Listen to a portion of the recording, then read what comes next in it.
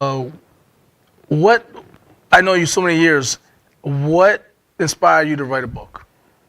Well, I've always had a passion for writing, so I might not have even told you about it because I don't always talk to it about it with everybody. But I'm always writing. I got a lot of stories. I think a lot of writers do that when they're writing. They have a lot of like stories that they get so far in, and then they get an idea for a different book, and then they go start another one. So I had like a bunch of them, and eventually I got to the point where it was like, am I going to do this for real or not? So then I just had to embrace it. It was sort of like I always compare it to like grabbing onto a wild horse. Like I've been working on the story, The Butterfly Collector, for like 3, 4 years. I have notes and everything, but then it wasn't until like earlier this year in like March, I just like thought of it like a wild horse, and I just grabbed onto it and just like I sat in the chair until it was like all done. So it took like a lot of months, but Nice, yeah. nice. And so tell me a little bit about it. You know, just you don't have to. We don't want to know spoilers. That you have to buy the book so you can have the spoiler. Sure, yeah.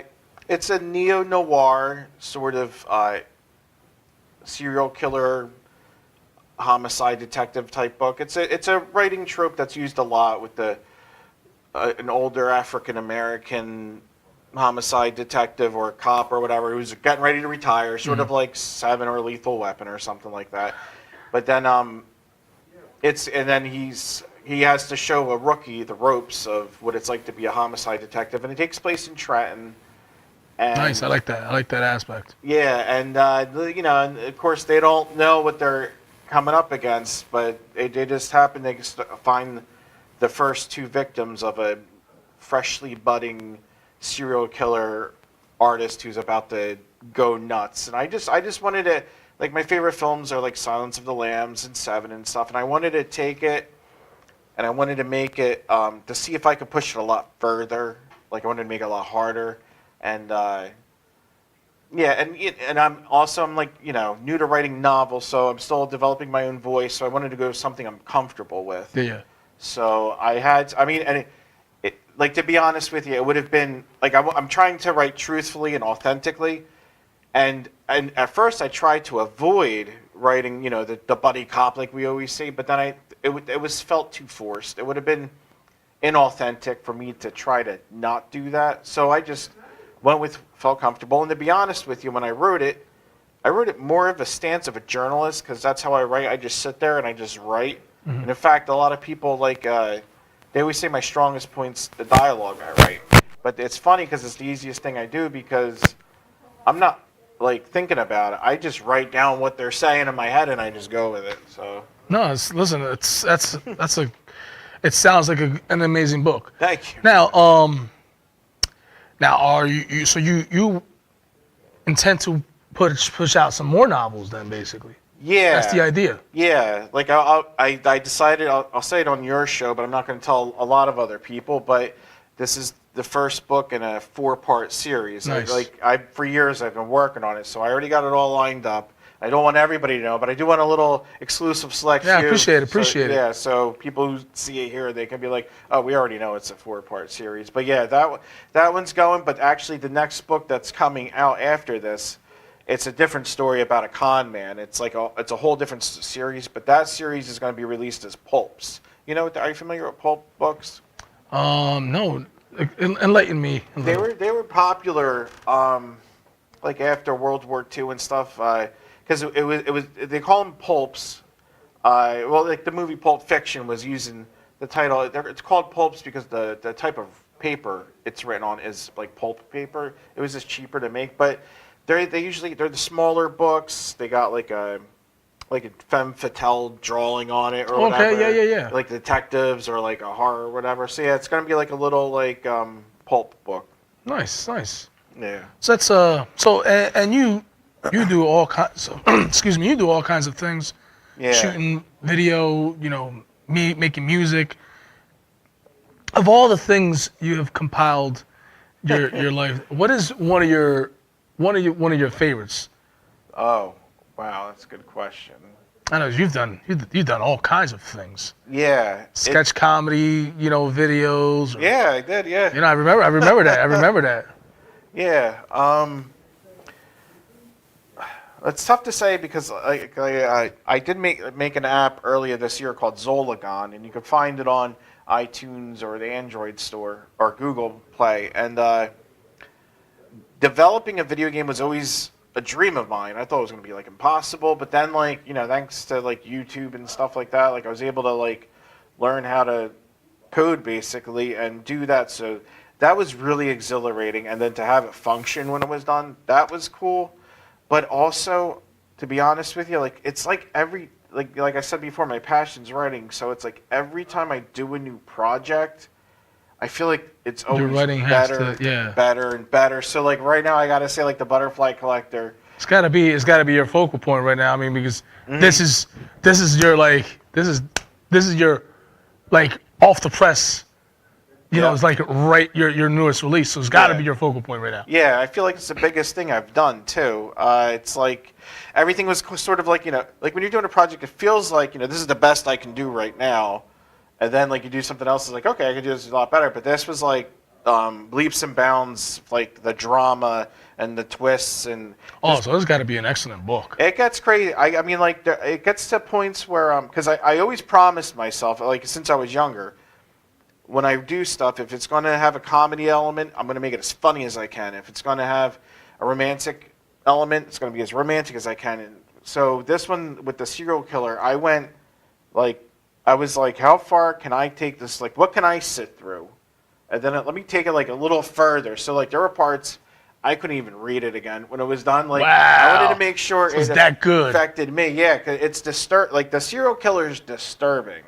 So like it's honestly too disturbing for me. Like if it was a movie, I'd be like, I don't know, maybe I could watch it once, but like. I mean, but that's a great honest opinion. I mean, you could only sit through your words. So that means if you're into serial killers and into crime, this is something for you. I mean, you'd be glued to this, right? I mean, I think a lot of people. Because like I don't always sit through gore and stuff, but like. I was dry heaving typing. Wow, that's. But like I was like. So it's so you went like you for real you said you went to the far as the best of the that's of the beyond the bounds the depths you went to the edge of everything on that basically. And see, it's funny too because I have a lot of because I make films too, and I have a lot of filmmaker friends and a lot of writer friends and stuff. And a big thing we talk about a lot now is like cancel culture and cancel culture, if I didn't say that right. And like things like that, and like trigger warnings, and you want to be careful. And then so when I'm writing, like I have a voice in my head saying like, oh, I shouldn't go there. But then that ends up like really making me angry to the point where then I rebel, and then I'm like, no, I'm going to go even further. Anyway. Like I want to see who's going to say something about it because it's art, and sometimes it should be disturbing. And like I don't know what I want to do because like sometimes I get nervous and like I don't want to make waves, and then it's like, well, what's the point of doing this if I'm not going to make waves? That's how I feel. No, I totally respect that. As a activist, you know my track record. I've gone from one small project and then okay, how far can I go and if I can make this change. What more can I change? And then you start going to, where people are inboxing you and like, I'm going to kill you. Like, wait a minute. Yeah. How far am I going to go with this? Yeah. So I 100% understand. I get you. Yeah. And I'm also a writer. So when you said, bits and pieces and this and that, I write poetry. So when I constantly just have a notebook with just, certain exits or, beginnings and it's just like right, yeah. And it's just once you're like, all right, I'm gonna put this together, and then you sit there and you're like, I'm gonna just chop it up and do it. Yeah. Exactly. It's like making a beautiful meal, and then you're like, oh my god, it's art. Yeah. Yeah, exactly. Where do you see yourself in 5 years? As a writer. As a writer, well. I know with writing, like I'm gonna continue the series with the detective John Milton. Excuse me, and then Yeah, I got the Con Man series I want to do.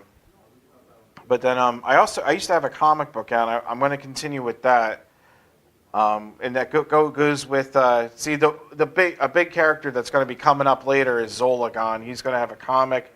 He's already got the video game app, and then I'm going to do a bunch of short films next year with him. But yeah, as the writer, yeah, it's just that 4-part series, the Con Man stuff, and then I have like my really big ones. They're like coming. They'll probably be what's in like 5 years from now.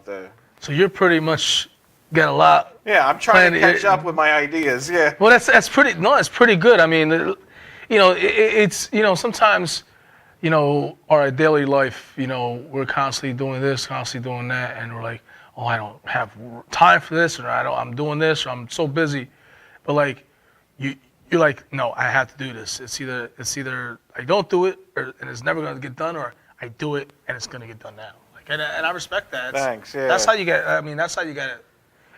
That's how you pretty much how you got to look at things sometimes. Yeah, I'm scared of regretting not doing it. A lot of times I motivate myself by thinking of like what it's going to be like if I'm older, and like what do I wish I could go back and do. Right. I get myself in that mode so much, and then I'm like, I almost pretend like I time travel back to now, and it's like, all right, you got to do it now. Like no, I agree. I find myself often telling my wife, like, listen, our time is ticking. We don't know what tomorrow brings. Let's go for it now. And that's how you're living life to the fullest. Mm-hmm. And I mean, you writing a book. I mean, that's amazing. That's amazing. And you also have a show coming up. You have a show. Oh yeah, it's the Gore Fest. It's a short horror film festival in Crosswicks on November 4th. You could check my website for details. It's officialphantasmagoria.com. That's actually my business, Phantasmagoria, and which is a big word. It means the gathering of shadows or gathering of phantoms or whatever. But yeah, it's going to be a cool day. It starts early. We got some vendors. It's 2 floors. Downstairs is vendors. Upstairs, we have a lot of great short films that have been submitted from independent filmmakers from like all over the place, like America and like different countries and stuff. So we're going to show a bunch of short films. What's the website again? Sorry, the website is officialphantasmagoria.com. Official Phantasmagoria, yeah. Magoria?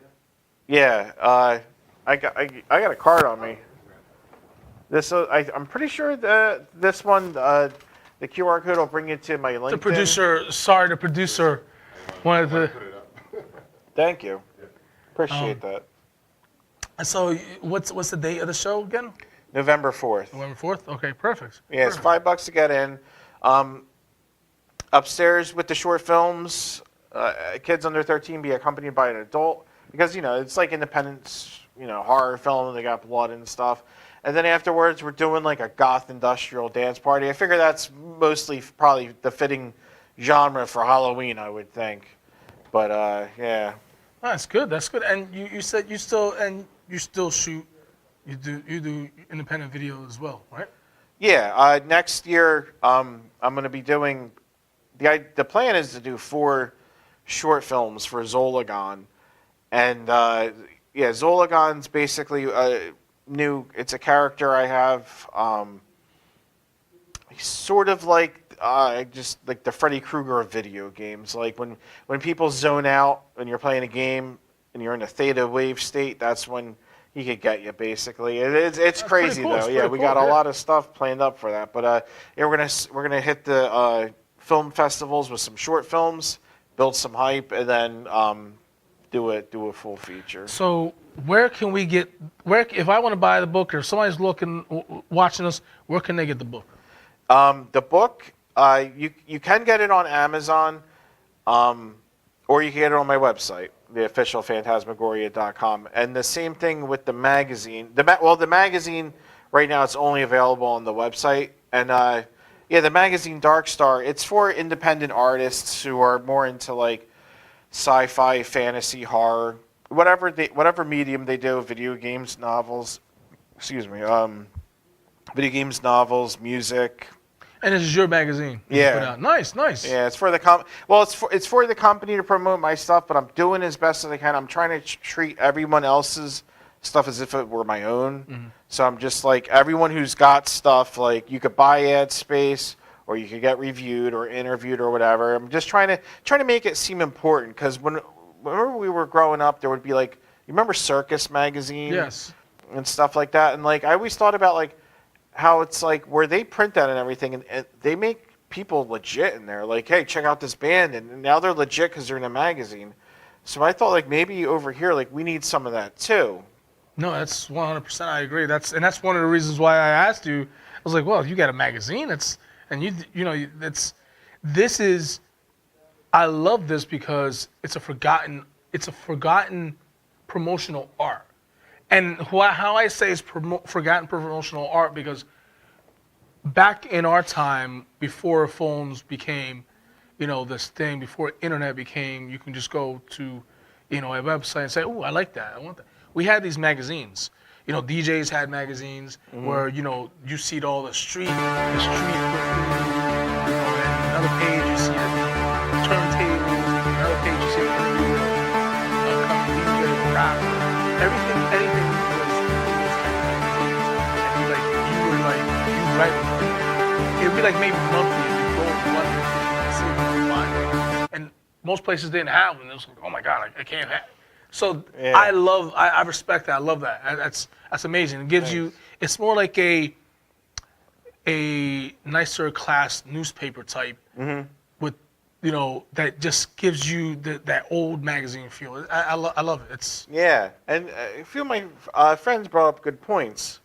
For example, like if you buy some ad space in here, it's cheaper than buying, say, like a Facebook ad space. And the reason it's cool, because like if you buy a Facebook ads, like Facebook ads, it goes out, there's only so many people, and then they're going to scroll by it, so you got to hope they stop on it. Some people might miss it, some people might not see it, and then and it only lasts for so long.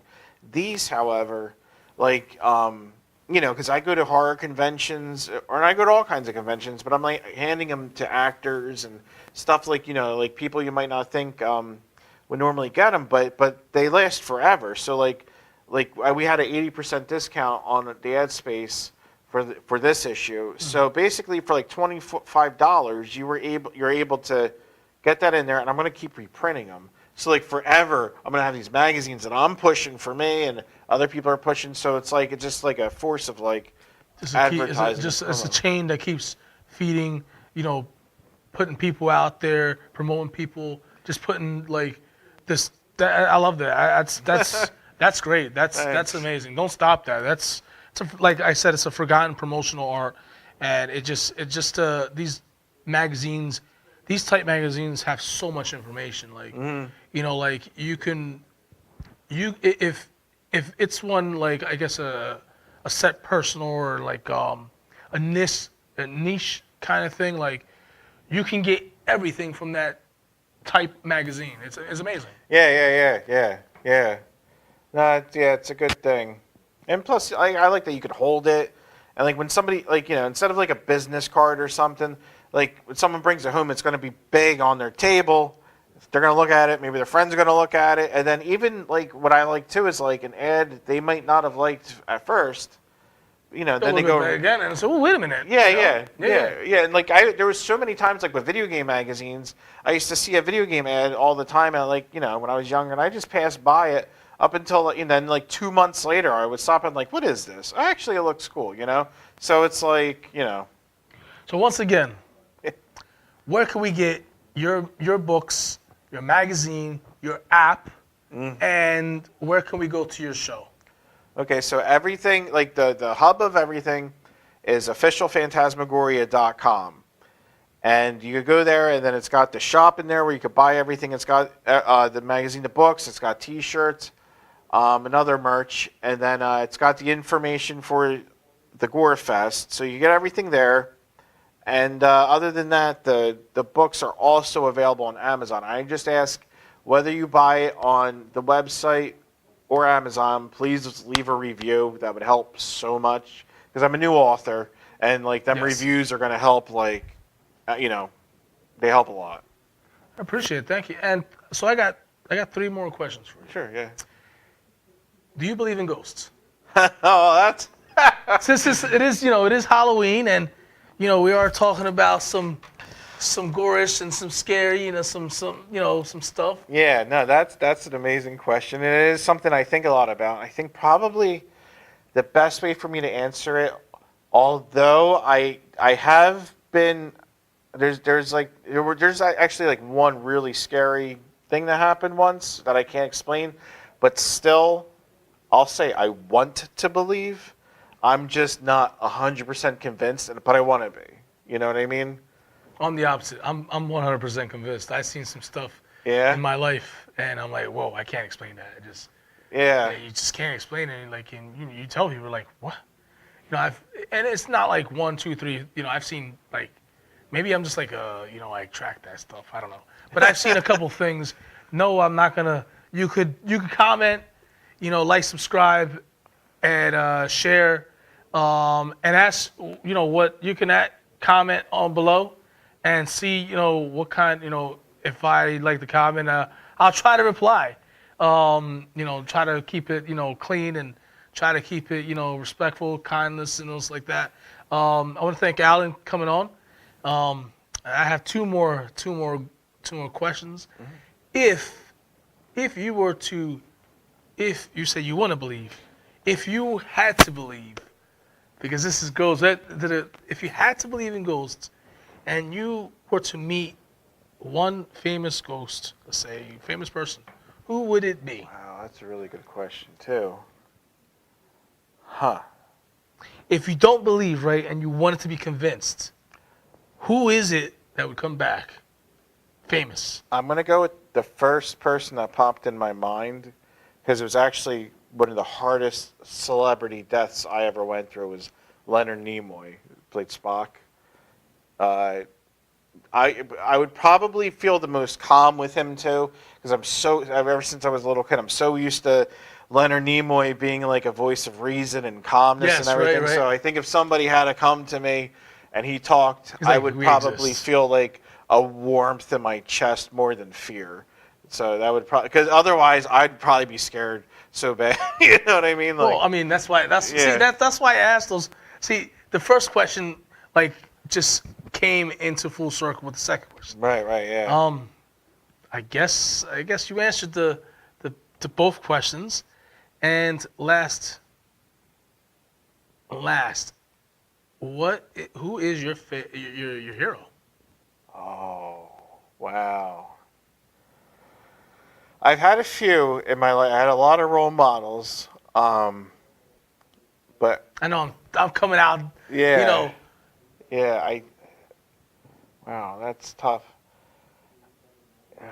I gotta say, probably the one person that shaped my life the most is Trent Reznor from Nine Inch Nails, because I discovered them right in the beginning of what was to be a series of very traumatic events, and thank God I did, because his type of art, although it's very dark and everything, it was something to hold on to, because You like can relate to it. I couldn't listen to happy music at the time. I was like, who's happy? Like it felt like Yeah. so fake. And with his stuff, it was like that. But also what I did, I'd obsess over his interviews, and most of what I learned from him. Like a little bit from this interview, a little bit from that. Like what's in the background, like what kind of, because I make music too. Like what kind of synthesizers does he have? But it was also his work ethic, and just like a inspiration to sort of research stuff. And so I was able to piggyback off of, I feel like I got an education off of him based off of interviews from reading, watching him and stuff. So I owe a lot to him, so I probably say him, yeah. Cool. Yeah. Good Well, questions. listen. That's why I've been doing this for so long, And you see, I don't have any paper. I don't write anything down. No, It's yeah, just, they were straight to the heart questions, man. They were good. They were good, intellectual and passionate. Alan, it's a pleasure, man. It's a Pleasure pleasure, too. Thank you. shoot the shit with you, about just some cool things. Listen, make sure you pick up the book. You already heard it's gory. It's if you're into that, if you're into serial killers, crime, this is you. If you're into cops, this is you. Check out his show. Check out his website. The website again. Officialphantasmagoria.com. And make sure give him a review. I mean, if you read the book, give him a review. His name is Allan Sconza, right? Allan Sconza. Allan Sconza. Listen. Make sure you remember the name because he's going to be coming out with more books. Listen, this is In My Circle. I'm Ralph.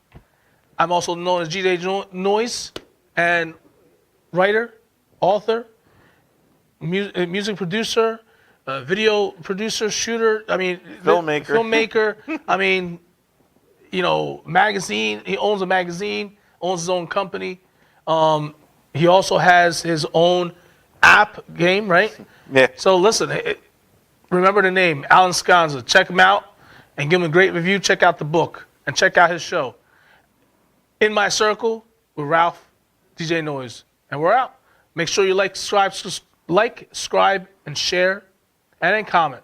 Let us know what you want to hear. Let us know how you like the show. Thank you. And we're out.